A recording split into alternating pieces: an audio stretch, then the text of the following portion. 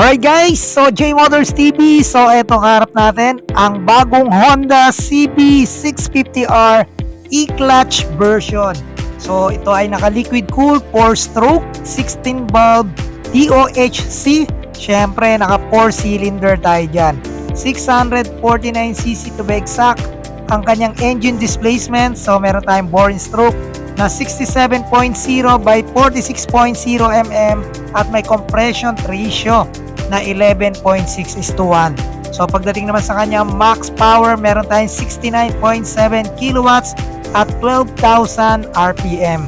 Max torque 63.3 Newton meter at 9,500 RPM.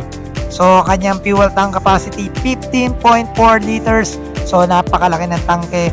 Pagdating naman guys sa kanyang fuel consumption, meron tayong 20.9 kilometers per liters. So yung kanyang wheelbase 1,449 mm at may seat height na 810 mm. Yung kanyang ground clearance 148 mm. Yun guys, ang motor na to ay mabibili nyo sa halagang 564,000 pesos. So kung kukunin nyo ng ulugan, magda-down lang kayo ng 172,700 pesos. Sa 12 months, 42,795 pesos.